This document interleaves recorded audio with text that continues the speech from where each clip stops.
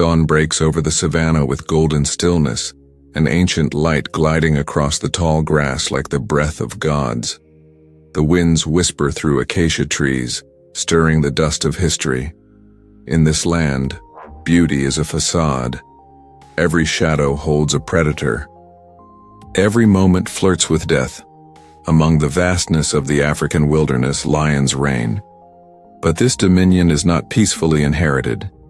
It is earned by claw, by roar, and by blood. And on this day, the earth itself will tremble beneath the weight of war. In the heart of the Serengeti, a coalition of 4 males, brothers born into brutality, moves as one. They are known to local trackers as the Flame Brothers, for the copper sheen in their manes and the fire they bring to the land. Their rule stretches across nearly 40 square kilometers, a territory dotted with prides, cubs, and conquest.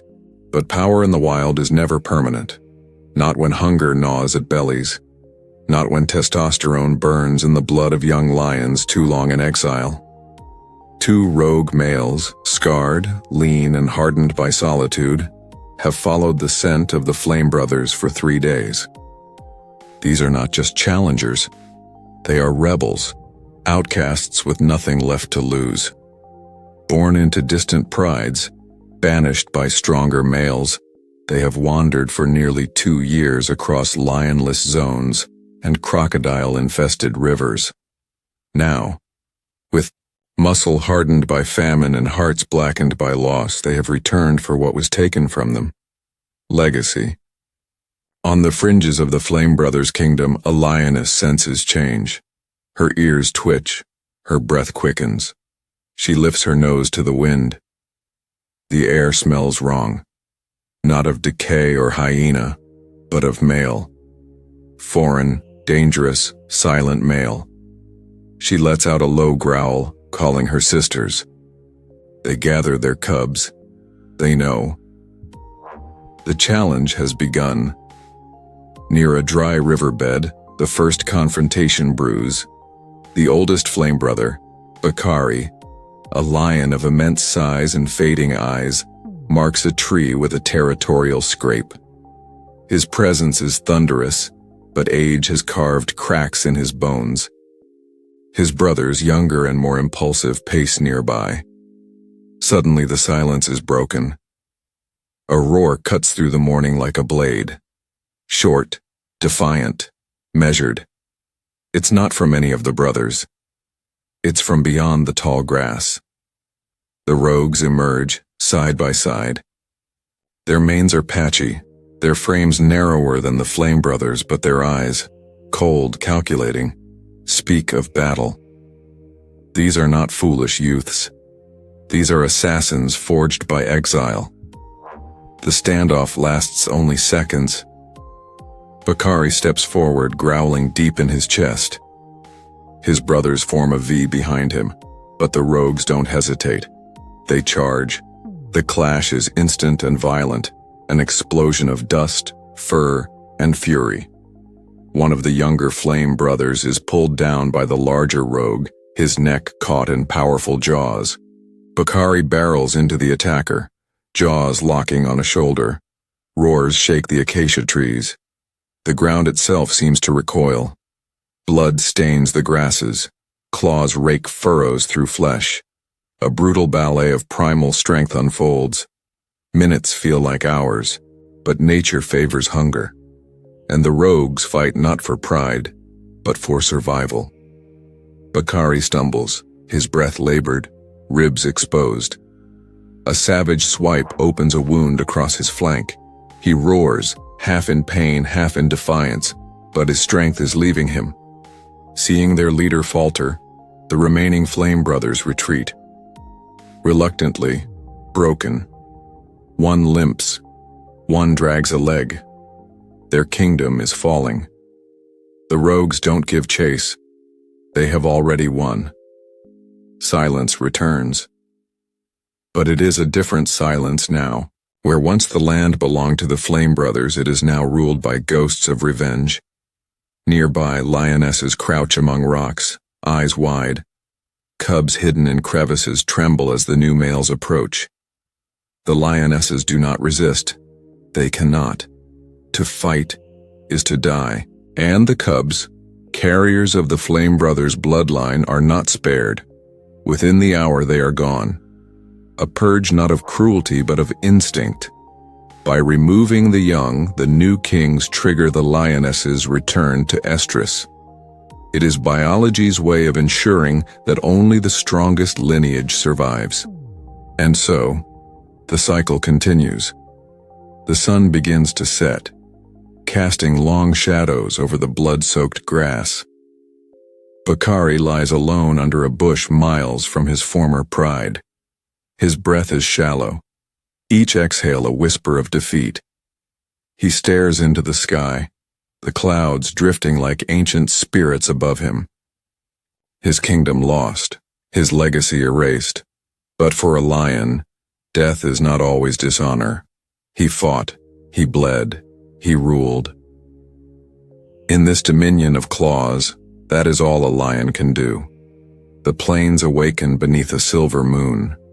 Night has fallen, but the hunt has only begun. In the southern reaches of the Okavango, where papyrus marshlands give way to dry floodplains, a different kind of dynasty stirs. Here, among the reeds and termite mounds, 4 young males prowl in silence. They are the Black Mane Quartet, exiled, sons of a fallen pride, survivors of a massacre that left their father torn and their mother scattered to the winds. They were barely 2 years old when the invaders came, older males with black jaws and cracked teeth who tore through their homeland like wildfire. Their pride shattered, the cubs fled, but time changes everything, and the wilderness, harsh as it is, forges killers from orphans. Now, at 5 years of age, the Black Mane Quartet is in their prime. Muscles ripple beneath their coats. Their manes have thickened into symbols of death and dominance.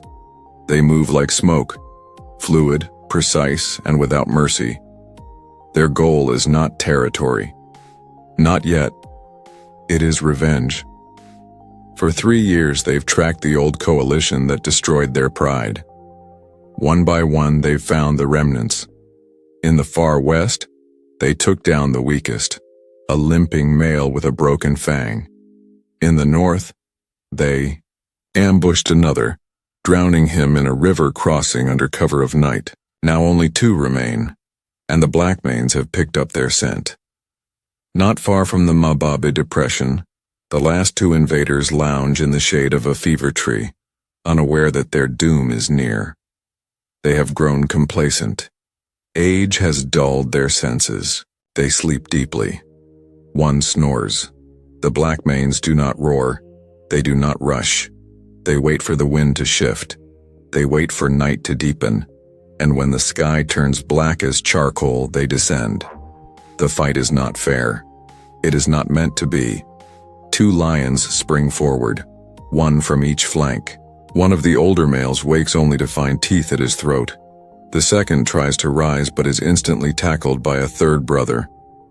The 4th stands guard, scanning for lionesses or hyenas. But there is no interference, only the sounds of struggle. Bones crunch, fur tears, moans fade into gurgles. By morning, it is over. The last of the invaders lie still, their reign ending in darkness. The Blackmanes do not celebrate. They do not rest. They walk to a nearby ridge, overlook the sunrise, and then disappear into the bush. Their vengeance complete, they turn to a new chapter: conquest. A week later, a pride of lionesses in the Thamalakane River Basin begins to sense a change. They hear distant roars, deep, deliberate, unfamiliar. The calls aren't random, they're measured, the kind that precedes a takeover. The lionesses gather at dusk, cubs close by. One female, older, eyes clouded by time, recognizes the scent, not of the roars, but of the blood. Her eyes widen. She remembers the sons, the ones who escaped, the ones they thought dead. They've returned, but they are no longer cubs. They are kings. By midnight, the Blackmanes arrive, towering, scarred, majestic. They walk into the Pride Lands without a single roar. The lionesses do not flee. They do not growl. They lower their heads. There is no need for violence. No need for death. The old invaders are gone, and in their place stand lions born of their ruin, sons of the soil reclaiming their right. A young cub, barely 6 months old, peers out from behind a bush. One of the Blackmane brothers, his face weathered, mane flecked with dirt and blood, leans down. He sniffs the cub, pauses, then turns away. The lioness steps forward and gently nudges the cub away. The message is clear. Not today. In a rare gesture of mercy, the brothers allow the pride's young to live, perhaps because the lineage is still tied to their own blood, or perhaps the wars of their youth have worn down their hunger for slaughter. This is not a reign of terror. It is the rise of lions who have tasted loss and found purpose in its ashes. As the days pass, the new coalition begins to stabilize the region. Rival males in the distance fall silent. Hyena numbers drop. Cubs are born into relative peace. The Blackmanes patrol their borders with cold efficiency, never roaring without reason, never killing without cause. But peace, like power, is temporary. And in the east, another threat rises. Young nomads, barely into their 3rd year, roam together in reckless packs. They have heard stories of the Blackmanes. They crave their glory. They seek their throne. But what they don't understand, what no tale can teach, is that dominance isn't just about teeth and strength. It's about memory, pain, purpose, and the Blackmanes have all three. As the chapter closes, thunder rolls across the plains, not of weather, but of what's coming next. The dominion of claws is never still for long. At the edges of the Maasai Mara, where rocky outcrops loom like forgotten citadels and grasslands stretch like golden oceans, a kingdom teeters on the brink of collapse. It is a fortress not of stone, but of flesh and instinct. A pride ruled for nearly 6 years by the legendary Sentinel brothers. Tall, powerful, and ruthlessly intelligent, these two males carved a territory across rivers and cliffs, defending it with an almost surgical precision. No coalition dared challenge them directly. Their roars echoed like war drums. Their paws left no trespass unsentenced. But even fortresses crack. Time has weathered the Sentinel brothers. One has lost a lower canine in a skirmish with a hippo along the riverbank. The other carries a limp from a hyena ambush during a kill. Though still formidable, they bleed easier. They breathe harder, and they are being watched. In the thickets, beyond the gorge, 5 young males stalk the periphery. These are the Shujaa, Swahili for warriors.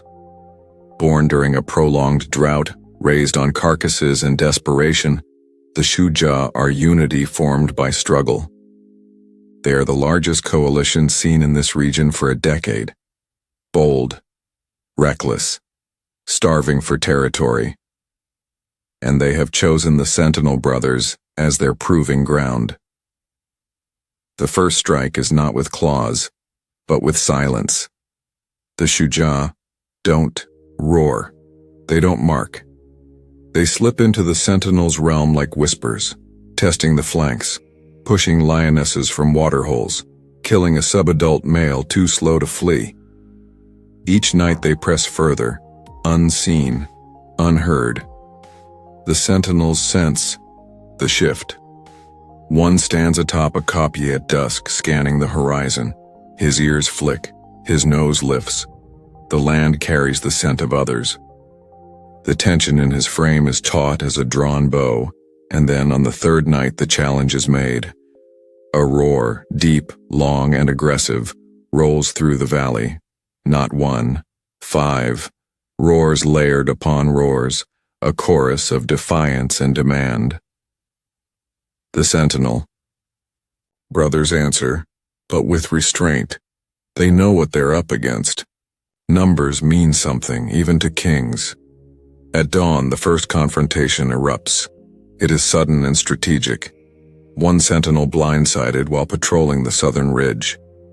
3 Shuja charge as one, driving him down into the rocks. He fights with terrifying precision, landing a crushing blow to one attacker's leg, but the odds overwhelm him. He barely escapes, blood dripping from his side. The second sentinel arrives minutes too late. The Shuja have vanished, blending into the forest like mist. But the message is clear. The war has begun. For a week, both coalitions trade strikes. Quick ambushes, daring chases, standoffs beneath baobab trees. The lionesses remain distant, neither aiding nor resisting. They wait to see who will survive. On the 7th night, the final battle begins. The sentinels return to the riverbed, to a fig grove where they once mated, where their cubs played, where their reign began. It is there that the Shuja descend in full. No more ambushes, no more skirmishes. This is open war. Claws collide with snarls that tear at the sky. The 2 sentinels fight with a savagery only the doomed can summon. They hold ground against impossible odds, forcing 2 Shuja to break rank. One is thrown into a tree trunk, another pinned with a bite to the throat. But even kings cannot stop the tide. One sentinel is pulled down, his leg shattered beneath the weight of 3 lions. He roars until his voice breaks. The other watches as his brother falls and charges with a roar that shakes the gorge. He breaks into the fray, scattering the attackers, clawing and snapping, refusing the inevitable. But it is not enough. The fight ends in silence. The Shuja stand victorious, bloodied but alive. The Sentinel brothers, rulers of the last fortress, are gone. Their fall sends tremors through the ecosystem. Hyenas move in cautiously. Jackals scavenge the scene. Vultures spiral overhead.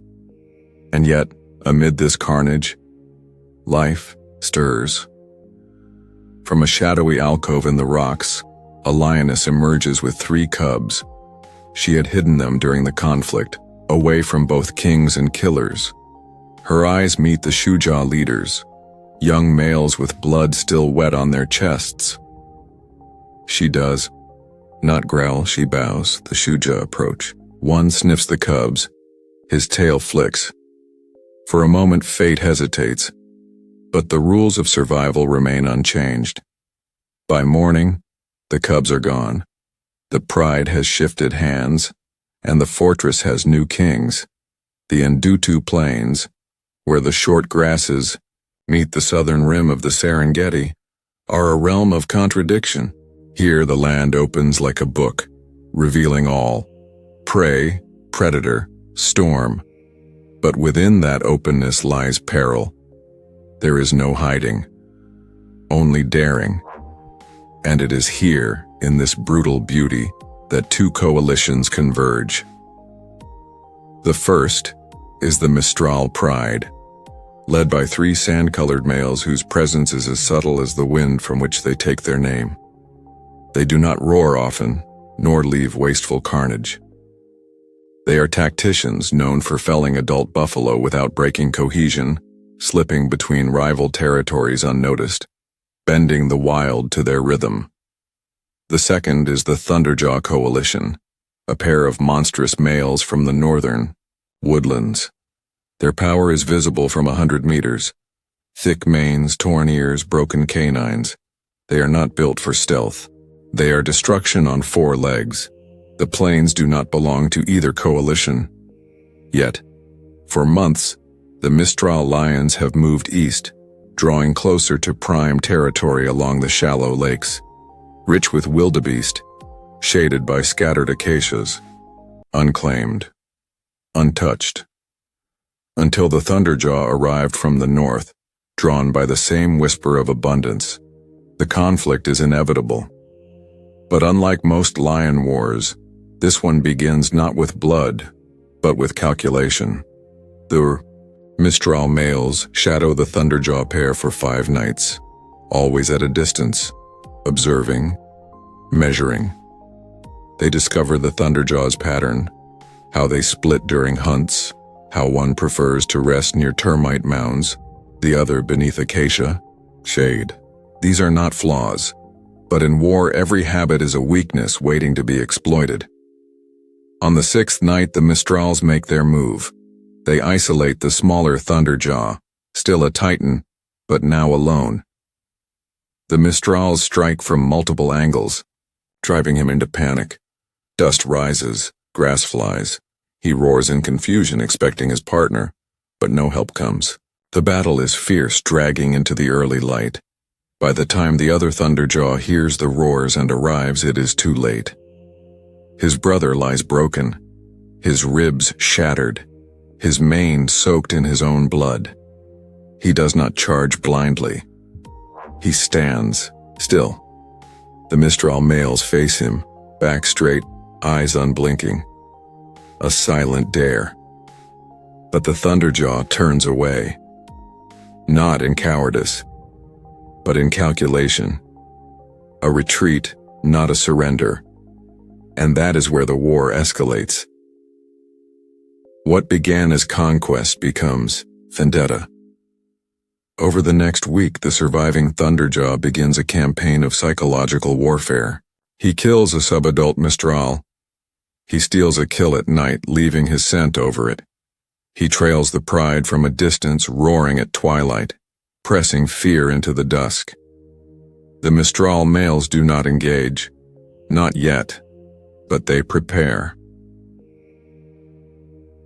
On the 10th night, the crossroads become a battlefield.